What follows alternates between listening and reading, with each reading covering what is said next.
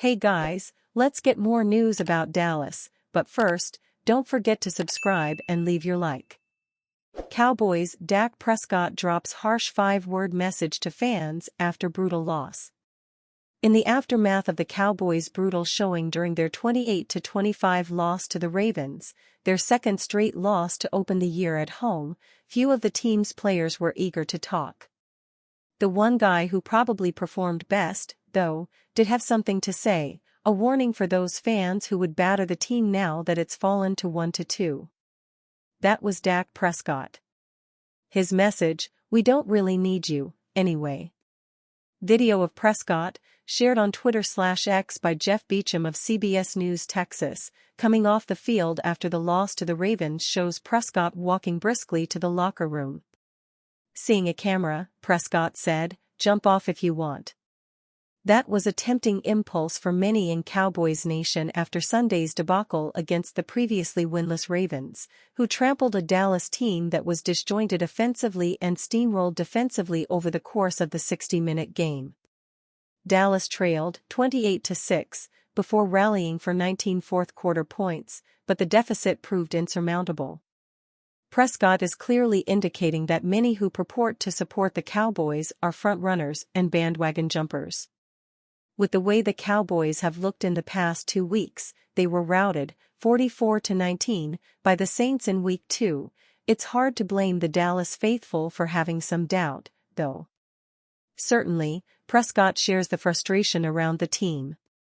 He was one of the few on the roster who played well from whistle to whistle, who kept trying to push his offense even as things looked grim. In all, Prescott went 28 for 51 passing and 379 yards, with 2 touchdowns and no interceptions. He was sacked 3 times.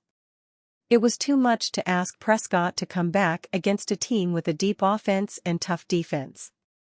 "I know the defense didn't want to allow 28 points, but 28 against an offense like that's a game where we have got to score 30, Prescott said after the game, via the Dallas Morning News. "It was a very frustrating start, especially when you're playing a quarterback like that explosive. You just can't do it." The defense did not do much to help Prescott on the day, but then, neither did his offensive teammates. There were dropped passes, an offensive line that struggled at times, and, predictably, a running back committee that again proved entirely ineffective. Dallas was outgained on the ground, 274 yards to just 51. The passing game had its issues, too, with Prescott struggling to get star receiver CeeDee Lamb going for most of the game. Lamb was clearly frustrated, sniping on the sidelines at Prescott and slamming the turf on the field after a missed connection with Prescott. For Lamb, a player who vowed to show more maturity in 2024, it was an especially disappointing result. He had just 4 catches on 7 targets, for 67 yards. While much was made among Cowboys fans about Lamb's behavior, Prescott tried to brush it off. "Reading body language, I'm not really into it," Prescott said, via the Fort Worth Star-Telegram. "I'm just into making sure that he doesn't get down on himself. The body language, whether it's good or it's bad, it's irrelevant, it's where his mind is. And so, he's going to be disappointed when you're passionate and when you expect a lot from yourself. You're going to be that way. So for me, it's about just letting him know, hey, next play, wipe it clean. Who cares what happens when you have an opportunity to fix it this next play or make a better play? If you're sitting in that, dwelling on that, your mind's not in the right place to move forward." Cowboys vs. Ravens, 3 reasons the home team lost 28-25. The NFL is unpredictable. For the first 3 quarters, you can do almost nothing right, but suddenly, everything seems to click. That's how it was for the Dallas Cowboys against the Baltimore Ravens. Baltimore dominated Dallas on both sides of the ball and went into the 4th quarter leading 28-6. Dallas mounted a furious comeback, recovering an onside kick and scoring 19 unanswered points with a chance to get the ball back at the end of regulation for a game-tying/winning drive. Unfortunately, Baltimore sealed the win late with 2 crucial first downs to run out the clock. The loss is disappointing for the Cowboys as they slide to 1-2 to begin the season. Also, despite the thrilling finish, Dallas' mistakes throughout most of the game dug them a hole they couldn't dig themselves out of. Here's where things went wrong for the Cowboys. Forget that the Cowboys had only 6 accepted penalties for 44 yards. It doesn't lessen the impact the penalties had on the game. To open the game, Dallas had numerous penalties on their first drive. It was not the start you wanted to get off to, taking the ball after winning the opening coin toss. This served as ominous foreshadowing. Instead of moving forward in the right direction, the Cowboys went backward. Several penalties negated possible points. After a CeeDee Lamb reception to the Baltimore 9-yard line, Tyler Smith would commit a holding penalty to drive the Cowboys back 10 yards. The penalty changed the dynamic of the team's play calling, and on the ensuing play, Lamb fumbled the ball away to Baltimore as the offense walked off the field empty-handed. Then, with the offense desperate to answer after a touchdown pass to Rashad Bateman, a holding penalty on Tyler Guyton nullified what would have been pass interference on Lamb and set up the offense on the Ravens' 1-yard line.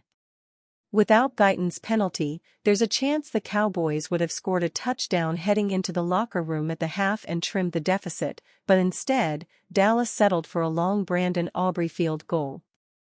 Lamb's turnover and team penalty stripped any momentum and confidence the offense could have had much sooner in the contest. The formula is out for the Cowboys' defense. Do you want to neutralize Micah Parsons and stop him from taking control of the game? Bludgeon him and the defensive line with the running game. You hate to say that a defense is one-dimensional and can only rush the passer, but with performances like Sunday, what is anyone supposed to think? Dallas could not contain the rushing attack against the New Orleans Saints last week and had trouble fitting runs and getting off blocks. This week, their problem was setting the edges and playing with good eye discipline. Lamar Jackson didn't have to win the game from the pocket necessarily and threw just 15 passes. Once the run game was firmly established, it led to the play-action pass drawing in the defense, and the misdirection from the Ravens caused the defense to lose leverage and leave wide-open receivers in the secondary. The Cowboys missed over 10 tackles. Baltimore ran for 274 yards on the ground on 45 attempts, 6.1 YPC, and converted 16 first downs rushing versus 2 for Dallas. The Dallas offense and defenses are bottom 5 units when it comes to stopping the run and running the ball. Last week, we figured that the Cowboys' rush defense was susceptible to allowing big gains. However, allowing this many yards inside and out and a vintage performance from Derrick Henry, 151 rushing yards, may have illustrated that the run defense is far worse than anyone could have imagined. Tom Brady roasted for his line about Lamar Jackson after QB's TD versus Cowboys. Tom Brady is in the 3rd week of his broadcasting career, and for the 3rd straight week he's calling a Cowboys game, as he's in Dallas for the Ravens-Cowboys showdown at Jerry's World. Brady has gotten stronger each week he's been in the booth and has been really solid so far during Sunday's game in Dallas. However, there was one line from the GOAT that had fans on social media roasting the 7-time Super Bowl champ. That moment happened after Lamar Jackson took off for a 9-yard TD run in the first quarter. While breaking down the highlight, Brady said, "How fast is Lamar?" Fast. And you, fan? What do you think of the situation of Tom Brady? Leave your opinion in the comments.